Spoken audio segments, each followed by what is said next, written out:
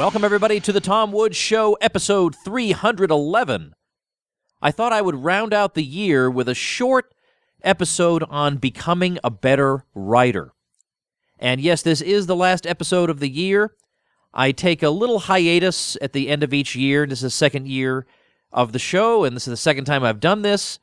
So we're going to come back next year, January 5th, 2015. So taking a couple weeks off for refreshment and relaxation, and just to have that little bit of extra free time, which when you're balancing as many things as I am, really makes a lot of difference. So I hope you guys have a great Christmas and New Year, and we'll resume this on January 5th. But in the meantime, I thought I would share a few thoughts on becoming a better writer, which is not an easy thing to do, by the way.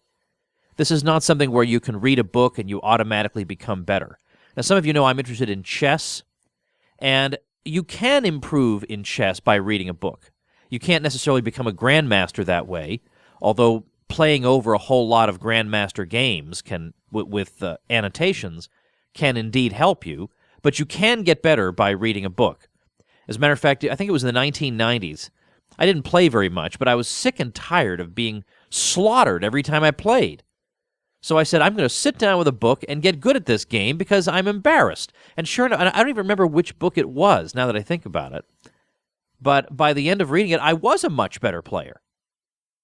But with writing, I don't think that's the case. I've seen books on writing, but I feel like writing is an instinct. Being a good writer requires practice, and it requires exposure to good writing. There really is no substitute for that. There is no mechanical formula to make you a good writer, or everybody would be a good writer. There's no substitute for just doing it over and over and over again. So the first piece of advice I give people when they say they want to improve as writers is you have to read good writing yourself. Murray Rothbard also gave this advice. You have to read good writing, and you have to read good writing for two reasons. The first is, when you read good writing, you begin to get an instinct for good writing. You begin to appreciate what good writing is. And when you know what good writing looks like, you're more likely to produce good writing yourself. But secondly, reading good writing makes you painfully aware of bad writing, namely your own. When I look back at things I wrote in the early 1990s when I was an undergraduate, some of it holds up sort of okay, but some of it is kind of embarrassing. It was written in a very sledgehammer style with no subtlety at all, no style at all. Just not good. Not good. But one of the reasons I'm able to appreciate how bad my earlier writing was is that I've been exposed to an awful lot of good writing in the interim. And I know what good writing looks like, and that ain't it. So what do? How do you get acquainted with good writers? I mean, you got to pick out a few writers and just read as much as you can by those people. Rothbard always recommended reading H.L. Mencken. And yeah, Mencken wrote these devastating sentences, and there wasn't one unnecessary word, or one misplaced word, or one word that hadn't been fully considered. Every bit of it is beautiful. Devastating. You don't want to be on the wrong side of a Mencken denunciation, I'm telling you that. But you don't have to read Mencken, although it's a good idea. You can find anybody you know to be a good writer, and I will just give you an example. Thomas Sowell is a very good writer. Now, I know Thomas Sowell is not good on foreign policy, and that is not a small thing. I get that. But I'm not asking you to adopt his views on foreign policy.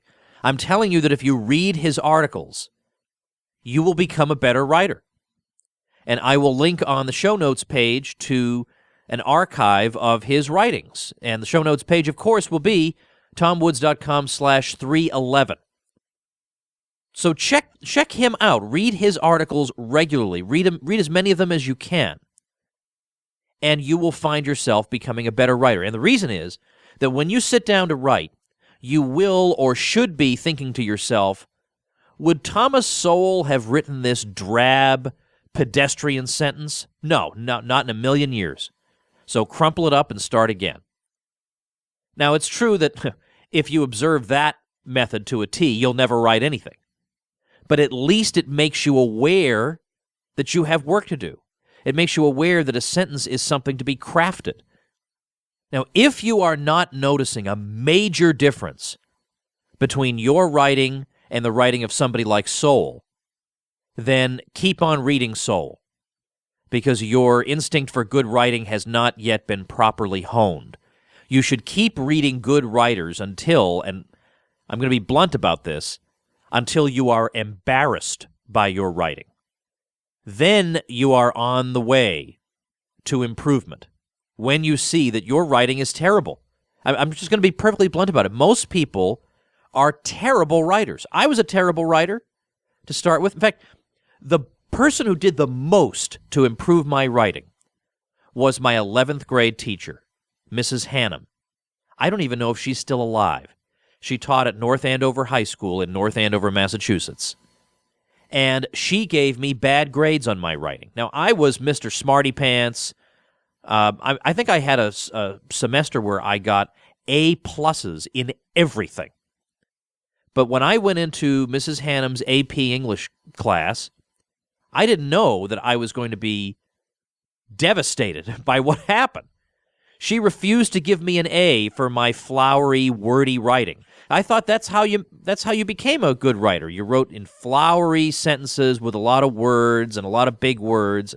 No, that's how you become a terrible writer who thinks he's a good writer. That's how you become a pretentious jerk who thinks he's good but is actually terrible. You're like those people on American Idol whose friends have all told them they're great singers and who are convinced they're going to have a career in music, but they're terrible. Well, that's you and that's me. And my teacher was explaining to me that the key to good writing is being concise. Mercilessly eliminate every unnecessary word with a hatchet, because those unnecessary words are making your writing go like molasses. Every unnecessary word in that sentence is slowing it down and making it inelegant. You want your writing to be elegant. You want it to flow beautifully. You want the meter you want every aspect of it to be beautiful. Now, you're not going to get to that point right away, but you need to be aware that that's what you're striving for. And the key obstacle to elegance in your writing is too many words. Words you don't need. Every single word that is not performing a function for you in conveying your ideas is to be rooted out. We will have no dead wood in these sentences.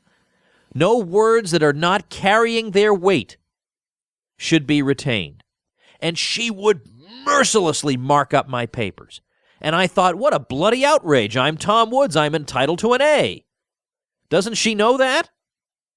Terrible, terrible. But she would have us rewrite them and rewrite them and rewrite them until they became good. And the process of rewriting and rewriting and rewriting until I mercilessly got rid of every unnecessary word helped me to become a better writer. That was the key step right there, was having a coach who would guide the writing process for me, give me good, valuable feedback, and have me just keep on doing it and doing it and doing it. Now, although there are some rules for being a good writer is not a matter of memorizing rules and implementing them. So when your second grade or, I don't know, maybe fourth grade teacher was telling you, get rid of the passive voice in your papers, that's terrible advice. Sometimes you want the passive voice. Sometimes you don't want the active voice. It depends on what is called for in that particular situation. So forget about these rules, or, oh gosh, my own kids have endured this. Put an adjective in front of every noun. What? That's terrible. Of course you don't want an adjective in front of every noun. I mean, and I understand why they're doing that. That's not a stupid exercise. It's to get the kids used to using these different parts of speech. But my gosh, if they observed these rules consistently, they would be the worst writers in the history of the world. So there are some rules, some grammatical rules, some rules about style, but I wouldn't be so hung up on those rules. The same way that when I look at people who do public speaking coaching, which I may do that at some point, as I think I may have said that in the Workaholic episode.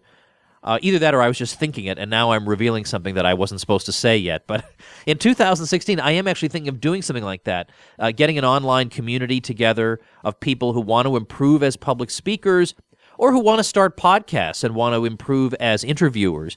And we'll all sit around like in a Google Hangout or whatever and critique each other's work and grow as speakers and grow as communicators. I'd like to do that. But when I look at courses in this, it's all things like, about maintaining eye contact or making this kind of gesture instead of that kind of gesture.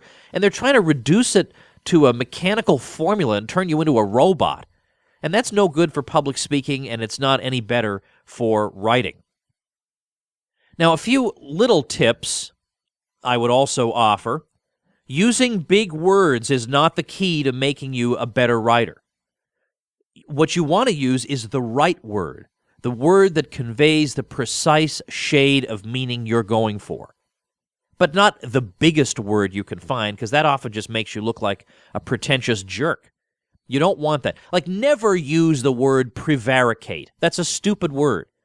Just say the person lied. Don't say the person prevaricated, because that's such a dumb word that what you're really saying is, hey, everybody, look at me and my vocabulary. That should not be what your writing conveys to people. You should be looking for just the right word. And indeed, sometimes I realize that in my writing, from time to time, I use a word that a lot of people might not know. But I have the sense that people don't feel when they read my writing that I'm just showing off my vocabulary. I think people look at my writing and the writing of people who are of comparable skill level and say, okay, maybe I should know this word because it's being used here, and maybe I should just know it. Maybe I should look it up. Maybe the problem is with me. So in other words, people don't say, there's that Woods, showing off his vocabulary again. I'm just trying to find the word that conveys what I'm trying to say. That's what you should be doing. Or using words like utilize. Like that's a word that you see on resumes a lot. I have utilized my skills. No. Utilize should be banned. Banned. Never, ever use utilize. Use. The word use is fine. There's nothing wrong with use. Utilize tells me, okay, here we go. The guy is giving me the mission statement of his life. Get me out of here. No, utilize, take it out. Or eschew. Really, eschew? You're really going to use that word?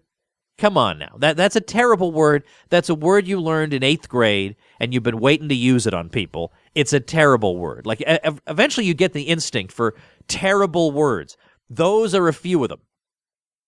Now, there are times when you have to know when to disregard the rules. Now, I'm a stickler when it comes to grammar, when it comes to spelling, all those things. I'm a stickler. But at the same time, I also realize that some rules have to be broken because they would make you sound like a fool if you used them and applied them consistently. I see people who twist themselves into pretzels to try to avoid ending a sentence with a preposition. Don't do that to yourself. Sometimes you have to end it with a preposition. Like, look, I don't know what that show was all about, period. Nothing wrong with that, because that's how people talk. There's nothing wrong with that sentence. I don't know what that show is all about, period. I don't know the subject about which that show is. Like, what? Don't do that. I mean, sometimes you can end a sentence with of, with about. It's okay. Well, I suppose of, you'd probably have to have a really good reason to end a sentence with of. But by and large, it's okay to end a sentence with a preposition if not ending it with a preposition would make the sentence into a literary atrocity. There are worse things than ending sentences with prepositions, and that is mangling the English language. Taking what might have been an elegant sentence and making it into a monstrosity. That's worse than ending your sentence with a preposition. Likewise, splitting an infinitive. infinitive like to talk, to drink, to breathe. You're not supposed to put any words between the to and the verb. To quickly go, you're supposed to say to go quickly. Well, all right, well, that's generally a sound rule because it does sound better. It is more elegant to avoid splitting an infinitive. But sometimes you have to split that infinitive because it would sound absurd and awkward to render your thought any other way. So just know that sometimes you set aside these rules. But if you want the best advice for becoming a better writer, it is this: practice. Just keep doing it. But not only practice while imposing on yourself a strict word limit. Say to yourself, I'm going to start a blog, and on that blog, I'm going to post items in which I will use no more than 200 words, or 150 words, or whatever limit is necessary to force you to confront your own wordiness. And when you have a word limit like that, it forces you to go through your writing and say, is this word carrying its weight? Or can I afford to expunge it? That's what you need to be. These words, these excess words, are your mortal enemy. They're dragging your writing down, and you need to confront them in a daily battle. Every day you write your 150 to 200 words on something. And you'll have so many things you want to say and so little space in which to say it that you will find yourself going to war with these words. You will root them out.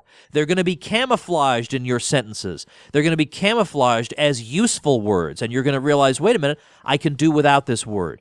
Or I can express this thought more concisely. That is key. Just doing it over and over and over again and forcing yourself to limit that word count while at the same time feeding your writing brain with specimens of good writing regularly, again and again. Find somebody you know to be a good writer whose writing you enjoy reading and read everything you can get your hands on by that person while also keeping up your regimen of practice. And it will come to you. Your skill as a writer will develop. There's no question about it if you follow this advice. Good luck. Now, we've just done probably 200 and something episodes, 240, somewhere in that vicinity this year, 2014. I've enjoyed doing it. I intend to keep on doing it. And I hope you guys will do me a favor by promoting the show. Just link to TomWoods.com. Let a friend know about it. Any libertarian you know who could use a daily dose of sanity, a daily dose of additional knowledge, additional, debating fuel, really, to help you to win debates, to understand things better. Send them over to TomWoods.com. Urge them to subscribe on iTunes. The show is free, of course. Next year, actually, I've got another free thing for you guys, another free ebook. It's called 14 Hard Questions for Libertarians Answered. That's coming next year, so I'm trying to produce as much content that's useful and beneficial to you guys as I can, and I hope you guys will help me spread the word about TomWoods.com and the show. Thanks for a great year, everybody. Thanks for your great guest suggestions, for listening in, for all the downloads of the show. I sure appreciate it, and I'm looking forward to coming back January 5th, 2015 for another year of The Tom Woods Show. Thanks so much for the support, everybody. Show notes at tomwoods.com/311, and we'll see you next year. The Tom Woods Show.